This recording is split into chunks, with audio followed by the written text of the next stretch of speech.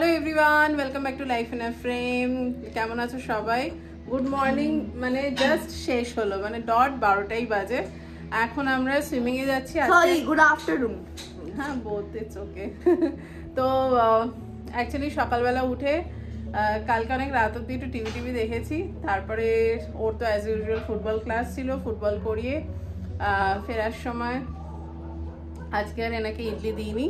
আজকে এসে রুটি তরকারি খেয়েছে, তারপরে আমিও খেয়েছি, মানে সবাই খেয়েছি। তারপর এখন ব্লগটা এডিট করলাম। তো ফাইনালি এখন উঠে যাচ্ছি সুইমিংয়ে সবাই মিলে। পম্পি ওরাও সব যাবে, আরও কয়েকজন বন্ধু বান্ধব যাবে। অভিজিৎ তো অবভিয়াসলি যেতে পারবে না। আর আজকে স্পেশাল বানাচ্ছি মাটন বিরিয়ানি, বাট হালকা করেই বানাবো।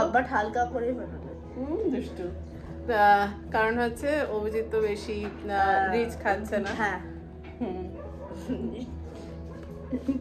তোমরা সবাই ভাবো ও খুব ভালো ছেলে, বাট ও অ্যাকচুয়ালি খুব দুষ্টু। আর ওর সব দুষ্টুমি হচ্ছে আমার সাথে।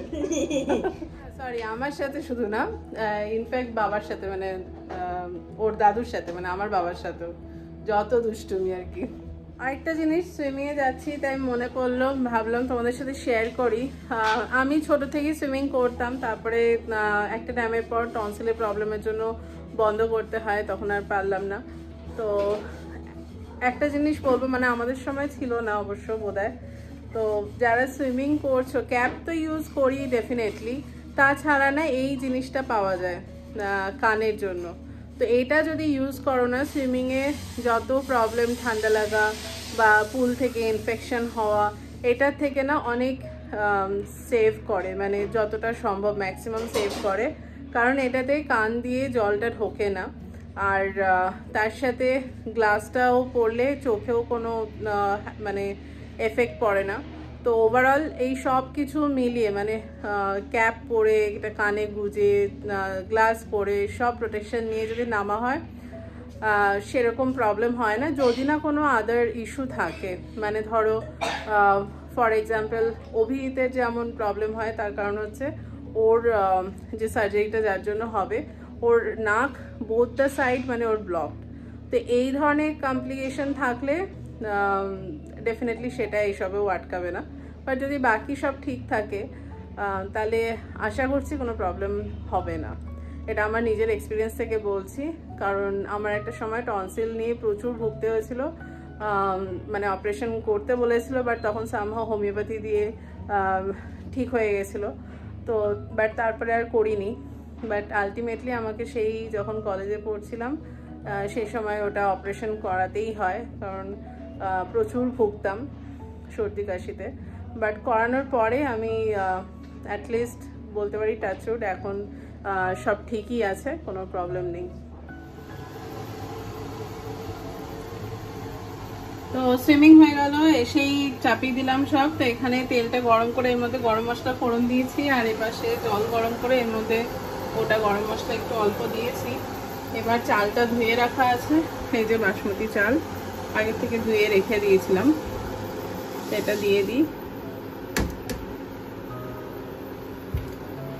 এবার এটা একটু ফুটুক, তারপরে নেড়ে দেবো, তারপরে এর মধ্যে দেবো নুন আর অল্প একটু তেল। এপাশে আলুটা ফ্রাই করে নিচ্ছি আগে, আর খুব বেশি ফ্রাই করবো না, হালকা করেই ফ্রাই করবো। আর মাংসটা ম্যারিনেট করে রেখে গেছিলাম, পেঁয়াজ কুচি, সর্ষের তেল, অল্প একটু বিরিয়ানির মশলা, বেশি দিইনি কারণ ওই দম দেওয়ার সময় দেবো তাই। আর জিঞ্জার গার্লিক পেস্ট, নুন, ব্যাস, এই আর কোনো মশলা দিইনি। বাট এইখানে কেসারটা একটু অল্প জল আর দুধ মিশিয়ে আর কি পাতলা করে তার মধ্যে কেসারটা ভিজিয়ে রেখে গেছি।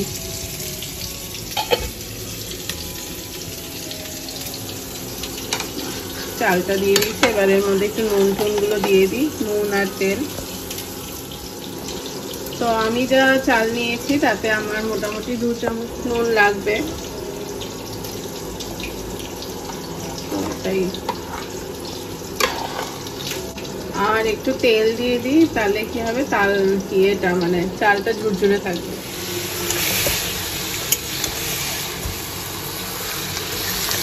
মাংসটা দিয়ে দিয়েছি, এবার এটা কষিয়ে সেদ্ধ করে নেব। আলুটা তুলে রেখেছি ভেজে।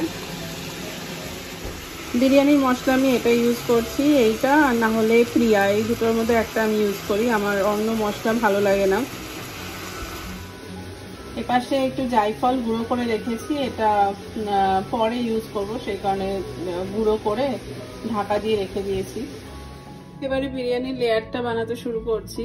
তো প্রথমেই তলায় মাংসগুলো দিয়ে দিলাম, এবারে এর উপর দিয়ে লেয়ারটা বানাবো। প্রথম লেয়ারটার ওপরে একটু খোয়া আর একটু মশলা দিয়ে দিলাম, এবার আরেকটা লেয়ার বানাবো, তারপরে ডিম আলু ওগুলোও দেবো। তো এই যে এখানে দেখো লেয়ারটা খুব সুন্দর হয়েছে, কেওড়ার জল ওসব সব দিয়ে, আর কেসার ওয়াটারটার জন্য আরো, মানে কেসারটা যে ভিজিয়ে রেখেছিলাম দেখিয়েছি যদিও। এবার একটু লাস্টে ঘি দিয়ে দিচ্ছি, ব্যাস সব ডান। এটা দম হোক। তা দমটা আমি রাইস কুকারে দিতেই পছন্দ করি, কারণ বেশ খাওয়ার আগে অবধি, মানে মাঝখানে ধরো দিতে গেল, খাওয়ার মাঝখানে সার্ভ করলো, একদম গরম ধোয়াটা ওঠে। বাট সেক্ষেত্রে কি করি, এই যে এই 3টে ফুটো আছে না রাইস কুকারে, এটা আমি এখন একটু টিস্যু বা কাপড় দিয়ে বন্ধ করে দেবো, ব্যাস আর কিছু না। তো চলো, হয়ে গেলে আবার দেখাচ্ছি। গরম গরম বিরিয়ানি রেডি। বলুন তো কত দিচ্ছেন? কত এটা পার প্লেট? বিরিয়ানি রেডি, দেখি কিরকম। আরে বাস, সাথে স্যালাড। ও এটা ফাটাফাটি গো, তো মনে হচ্ছে একদম আমি লাইজের বিরিয়ানি খাচ্ছি বসে। এবার খেয়ে বলবে কেমন হয়েছে। সেটা ভালোই হবে বোঝা যাচ্ছে। বেটা তো আগেই শুরু করে দিয়েছে খাওয়া। কেমন হয়েছে ওটা? 500 out of 10। বলে বাবালে, মাটনটা একদম টেন্ডার, ভালো হয়েছে। এবার রাইসটা ভালো হয়েছে। আমার সবচেয়ে ভালো হয়েছে মাটনটা, অনেক টেন্ডার হয়েছে। আজকে সন্ধ্যেটা জমে গেছে আড্ডায়, তার কারণ হচ্ছে বুঝতেই পারছো, কালকেই তোমাদের দেখাচ্ছিলাম আমাদের এই মিষ্টি কাকিমা, আর সাথে রিমা এসছে, কাকিমার মেয়ে। আর রিমাই বলে, কাকিমা তো রিম বলে, হ্যাঁ সেটাই। আর এই যে মানে দুই বান্ধবী আর কি একসাথে বসে আছে, আরে অভিজিৎ। তো সব মিলে ডুগু নেই, ডুগু খেলতে গেছে, তাই টুকটাক চলছে আড্ডা। ঠিক আছে, কিন্তু সেই মানে তাও প্লেন থাকে ওদের বডি, মা আবার কি ওই যে খাট এনেছে, বড়ির খাট কটক থেকে এসছে আমাদের, ওই খাটে পুরো রেডি করে রাখবে, আমি যাব খাট নিয়ে দেবে, আবার দুদিন ওটাকে রোদ যাব রোদ করতে। ও ছাদে, ছাদে, হ্যাঁ বড়ির খাট আলাদা হয় তো, হ্যাঁ আমাদের তো যেমন দিত ওই কাপড়ে, কাপড়ে দিত, তারপরে নিজে আবার ওই থালায় করে দেনমাকে থালায়, হ্যাঁ ছোট ছোট, সেগুলো তো ওই মাছকালে বিউলির ডালের। কালকে ভাজা বড়ি দেবো, আজকে বাদাম ছাড়িয়ে রাখলাম, পোস্ত বাদাম সব দিয়ে কালকে ভাজা বড়ি দেবো। বুঝতেই পারছো কাকিমারও রান্নার বিশাল শখ, মানে আমার যার জন্য ভালো লাগে, কাকিমার থেকে অনেক কিছু শেখা যায়। আর কাকিমা মানে ব্যাঙ্গালোরে থাকলে কি হবে, মানে পুরো সেই মানে আমাদের ওখানকার অথেন্টিসিটি যেটা আর কি, সেটাকে তুলে নিয়ে এসছে একেবারে। একটু ভালো করে সিঙ্গারা টিঙ্গারা দিয়ে খেয়ে আড্ডা হবে তবে না। এরপরের দিন সিঙ্গারা তো খায় না, হ্যাঁ আমরা সিঙ্গারা মুড়ি নিয়ে আড্ডা। তো কাকিমারা চলে গেলেন, তারপরে এখন আমি আর অভিজিৎ একটু বেরিয়েছি টুকটাক বাজার টাজার, কারণ থাকবো না এই উইকে, হসপিটালে থাকতে হবে। তো ঘরে তো সব রেডিমেড একদম, যাতে ডুকুর কোনো মায়ের কোনো প্রবলেম না হয় সেই সব চলছে। তো এখন এসছি অ্যাম্পেলে বাঙালি জিনিসপত্র দেখতে। ঘি শেষ হয়ে গেছে, তাই এই যে ঘি ঝর্ণা।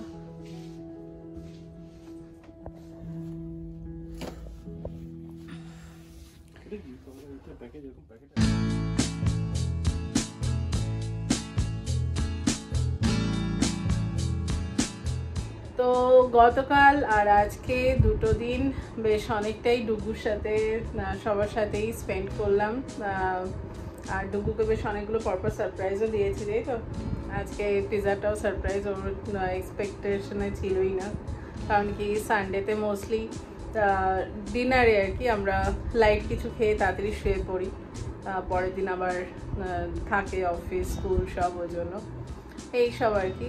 তো হ্যাপি, একটুখানি ঘুম ঘুম পেয়েছে মনে হচ্ছে, চোখটা লাল হয়ে গেছে। প্রচুর খেলেছে আজকে, খেলেছে, সুইমিং করেছে সব। তো যাই হোক, এখন কালকে তো দিনটা খুব তাড়াতাড়ি কেটে যাবে, কালকে অফিস স্কুল সব পরপর আমি অফিসে যাব, ইনফ্যাক্ট ইচ্ছে তো আছে।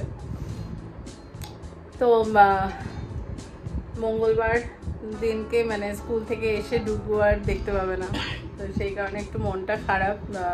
মঙ্গল বুধ যাই না 2-3 দিন থাকবো না, এই আর কি। আমি যদিও মাঝে মাঝে যাতায়াত করব। আর আরেকটা ব্যাপার হচ্ছে যে এইবারটা মোটামুটি একাই সামলাতে হবে, তার কারণ হচ্ছে ভাইও অ্যাকচুয়ালি রিসেন্টলি এই কয়েক সপ্তাহ হলো খুব বাজেভাবে ইনজিওর্ড হয়েছে। তো সেই কারণে ভাই এখন মানে কি বলবো, মানে ওর বন্ধুরা সব আর কি ওকে খুব হেল্প করছে, সেই সব দিয়ে আর কি ওরও চলছে। তো সেই কারণে জেনারেলি আদারওয়াইজ যখনই হসপিটালের কোনো ব্যাপার থাকে মোস্টলি ভাই থাকে বা বাবা গিয়ে থাকে, মানে যে যখন আর কি মোটামুটি থাকে। আর ভাই তো ব্যাঙ্গালোরেই থাকে, তো মোটামুটি ও সবসময় চলেই আসে। তো এইবার ও পারবে না, তো এই আর কি। বাট এখন প্রবলেম নেই, ডুগু বড় হয়ে গেছে, মা আছে, তো হয়ে যাবে ম্যানেজ সব কিছু। তো এই দিয়েই আজকে ব্লগটা এখানেই শেষ করছি। খুব ভালো কাটালাম 2 দিন, শনি রবি। কাল থেকে আবার ব্যস্ততার মধ্যে কিভাবে সময় চলে যাবে বুঝতে পারবো না। তো চলো টাটা, তোমরা সবাই খুব খুব খুব ভালো থেকো। Good night. Good night.